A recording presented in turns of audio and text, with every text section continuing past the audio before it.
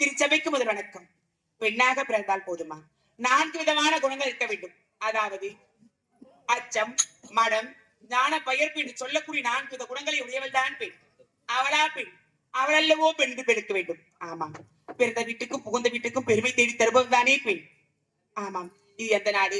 இதுதான் கைலாயம். கைலாயம் கைலாயம் என்று அழைப்பது.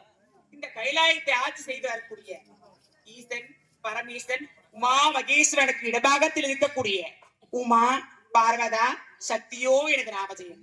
அனைத்தினமும் காலை எழுந்தவுடன் காலை கண்ணை முடித்துவிட்டு சுவாமிக்கு பதிபூஜை செய்வதுதானே வழக்கம். பார்க்கலாம்.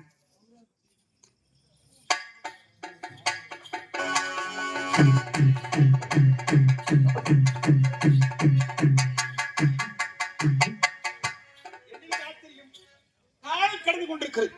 இது நாள் வரையிலும் இதுவரைக்கும் நாதனை பார்க்காமல் இருக்க அல்லவா என் மனைவி. அழைப்பு கண்ணே பார்வதா.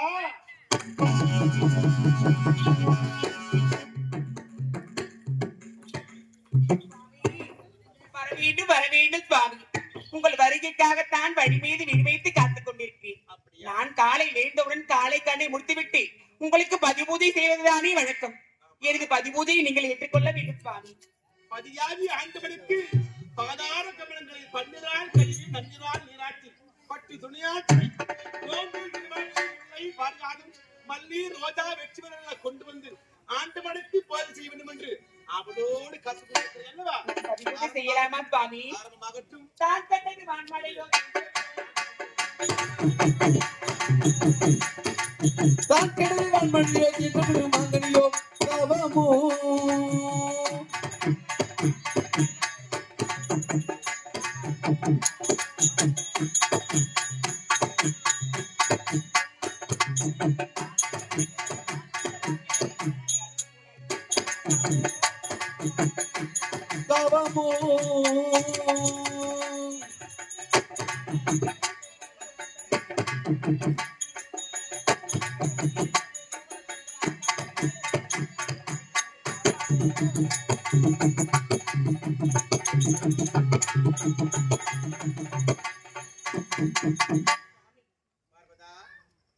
உங்கள் அன்பு மனைவி இந்த பார்வதாவை வாழ்த்துக்கள் சுவாமி. உலகத்தில் வாழக்கூடிய 10 பெண்களுக்கெல்லாம் தாயாக இருந்து எப்போதும் பூவும் பொட்டு விலகாமல் எப்போதும் புன்னகையோடு இந்த பூமியை நான் இருவரும் சேர்ந்து ஆள வேண்டும் என்றால் என் மனமல்லவா இப்போது புரிந்திருக்கிறது. இதனால் அம்மணியே மணியே பாக்கியவதி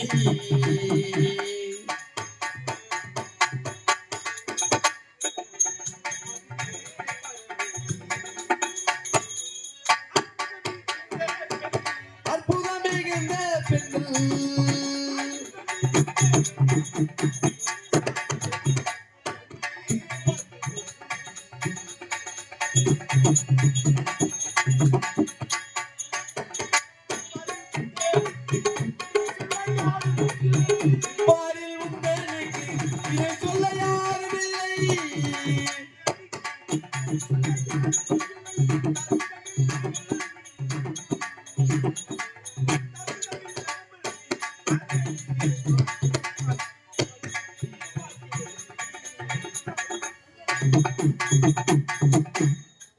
சுவாமி இந்த ஈசன் புகழ் எங்கெல்லாம் இருக்கிறது அதோடு பூவோடு சேர்த்து நாறு மண பூவோடு என் புகழோடு சேர்த்து உன் புகழும் வணக்கட்டும்.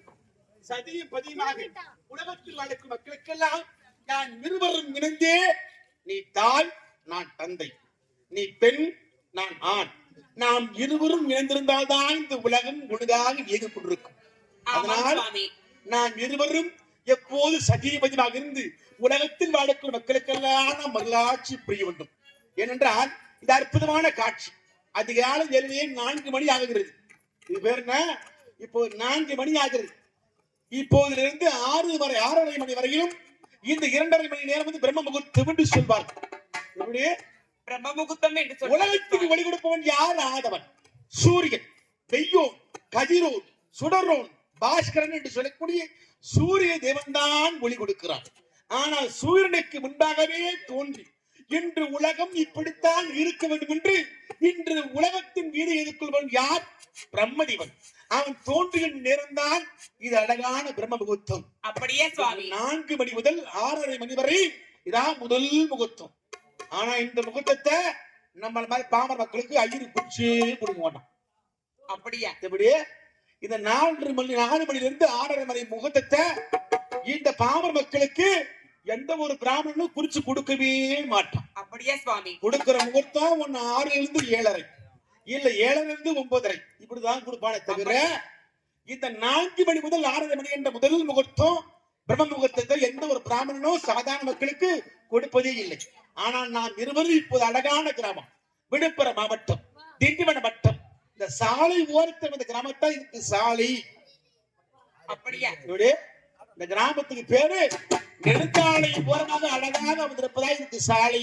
இந்த சாலை கிராமத்திலே முருகப் பெருமானுக்கு பங்குனி உத்திரம் திருவிழாவை சீரு சிறப்போடு செய்து ஆவணிப்பூர் ஸ்ரீ மகேஸ்வரி நாடகத்துக்கு கொண்டு வந்து நாடகத்தை வைக்க வேண்டும் என்ற நல்ல எண்ணத்தோடு நம்மளை வரவழைத்து அன்போடு உணவு கொடுத்து அழகான மேடை வைத்து கொற்றும் பணி என்று பாராமல் அற்புதமான நாடகத்தை பார்த்துக் கொண்டிருக்கிறார்கள். இந்த சமயத்தில் இந்த மக்கள் எப்போது இன்புற்று வாழ வேண்டும், குறையில்லாமல் நிறைவோடு வாழ வேண்டும். எப்படி என்றால் எப்படி சுவாமி அவனை எதியாகும் வாழ்க, அவனி ஈர்யாகும் வாழ்க, அடியவர் குலமும் வாழ்க, அடியவர் குலமும் வாழ்க, பவமுடன் பக்தர் வாழ்க, பவமுடன் பக்தர் வாழ்க, இந்த பகர்மனை வல்லோர் வாழ்க, வாழ்க வாழ்க. சிவஸ்துதி செய்வோர் வாழ்க, சிவ ஸ்துதி செய்வோர் வாழ்க, இந்த திருச்சபை வாழ்க வாழ்க, வாழ்க வாழ்க, வாழ்க வாழ்க. இந்த கிராமத்தில் வாழக்கூடிய ஆணாக இருந்தாலும் சரி பெண்ணாக இருந்தாலும் சரி ஆடுகளுக்கும் மாடுகளுக்கும் கிராமத்தில் வாழக்கூடிய பிரிவுகளுக்கு இப்போதும் நோய் நொடி அணுகாமல் இந்த கிராமத்தில் இந்த வானம் அருண பகவான் கருணையோடு இருந்து வானம் உம்மாறு பெய்து எப்போது சிறு சிறப்போடு வாழ வேண்டும் என்று வாழ்த்துகிறோம். ஓம் நம சிவாய. வாழ்த்திருந்த போதிலும் இது அழகான நேரம். இந்த ரம்யமான நேரத்திலேயே இந்த பார்வதி தேவியுடைய முகத்தை பார்த்தால் பரமனுக்குள்ளேயே ஒரு ஆசை வருகிறது. அப்படியா சொன்னாலும் போதுமா சுவாமி? ஆடவனாக இருந்தால் ஒரு பெண்ணை பார்த்தா ஆசை பிறக்கும், பெண்ணாக இருந்தால் ஒரு ஆடவனை பார்த்தா ஆசை பிறக்கும். அதிலும் நான் யார்? மும்மூர்த்தி தேவர்களே முதல் மூர்த்தி அல்லவா?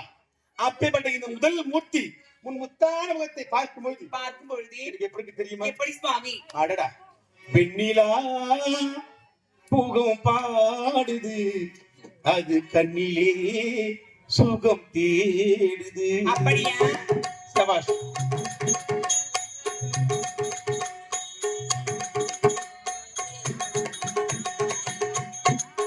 வெண்ணிலா முகம் பாடுது, அது கண்ணிலே சுகம் தேடுது.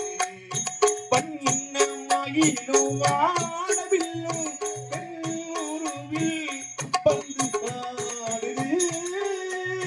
பெண்ணுருவில் பந்து ஆடுது. வெண்ணிலா முகம் பாடுது, அது கண்ணிலே சுகம் தேடுது.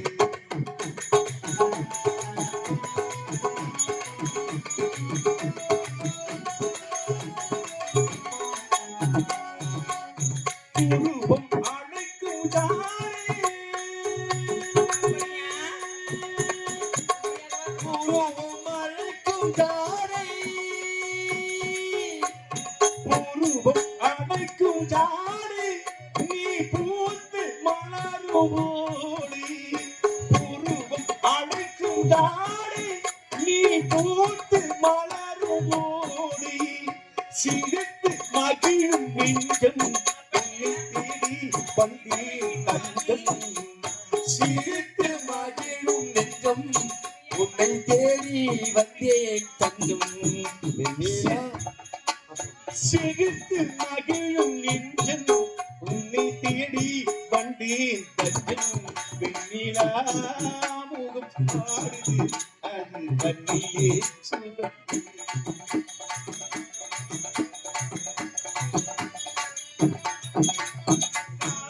பாடும் நேரம், அப்படியா? காணும் பாடும் நேரம், இது காணும் பாடும் நேரம், நாம் காண்பது சொர்க்கலோகம். காணும் பாடும் நேரம், நாம் காண்பது சொர்க்கலோகம். காணும் பாடும் நேரம், நாம் காண்பது சொர்க்கலோகம். தேனும் பாலும் ஊரும் உங்கள் சிவந்த இதழ் போதும். தேனும் பாலும் ஊரும் உன் சிவந்த இதழின் போல். தேனும் பாலும் ஊரும் உங்கள் சிவந்த இதழில் போரும். வெண்ணிலா முகம் பாடு, அது கண்ணிலே சுகித்தேன். அப்படியா?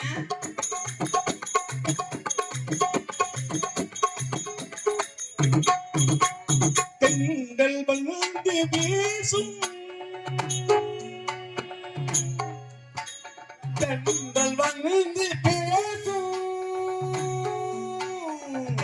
தென்றல் வந்து வீசும், அதில் ஒன்று ஒன்று பேசும். அப்படியா? தென்றல் வந்து வீசும், அதில் ஒன்று ஒன்று பேசும். இணைந்து பாடும் நெஞ்சம் உன்னை தேடி வந்தேன் தஞ்சம். நாம் இணைந்து பாடும் நெஞ்சம் உன்னை தேடி வந்தேன் தஞ்சம். வெண்ணிலா கண்ணிலே சுகம் தேன்.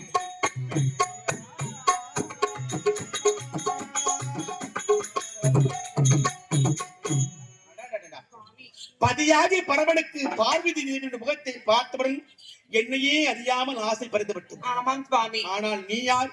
என் இடலாய்த்து வந்து கொண்டிருக்கிறார். சரிபாதி வந்து உலகத்தை எல்லாம் சரி செய்து கொண்டிருக்கிறல்லவா பெண்மணி நீ. ஆமாம் சுவாமி. ஆண்டவன் முகத்தை பார்த்தா உனக்கு ஆசை பிறக்கவில்லையா? ஆசையா? அளவில்லாத ஆசை சுவாமி. சுவாமி, இந்த பிறவியில் உங்களை அடைவதற்கு நான் என்ன பாக்கியம் செய்தேன் என்று தெரியவில்லை. தவறான வார்த்தை. ஒரு ஆணுக்கு பெண்கள் சேர்வதுதான் பாக்கியம். அப்படியா? ஒரு பெண்ணுக்கு ஆண்கள் சேர்வு பாக்கியமே இல்லை. ஏனென்றால் ஆவது பெண்ணால், அழிவது பெண்ணால், சாவது பெண்ணால், சகலமும் பெண்ணால். ஒரு பெண் நினைத்தால் வினையும் மீட்டலாம், அதே கரத்தால் விஷத்தையும் கலக்கலாம். ஏனென்றால் ஒரு குடும்பம் பேரும் புகழோடு ஒரு கிராமத்தில் வாழ்ந்துன்னு சொன்னா அது மூல காரணம் பெண்மணிதான். தாய் அவள் ஒழுங்காக இருந்தாள், அவள் பெற்ற மகள் புகையோடு சென்று வாழ்ந்தாள், அவள் பெற்ற பேரக்குழந்தை. இப்படி பெண்களுக்குத்தான் மரியாதை கிடைக்கிறது. பெண்ணோடு சென்ற ஆண் புகழும் இருக்கிறது. அந்த பெண் தடுமாறி வடிமாறி சென்று விட்டால் ஆணுடைய மானம் கப்பல் ஏறிவிடும். அதனால் இதனால் வரைக்கும் என் மனம் கூடாமல் அல்லவா நீ இருக்கிறாய். ஆமாம் சுவாமி. சுவாமி, உங்களை பார்க்கும்போது எப்படி இருக்கு தெரியுமா? எப்படி?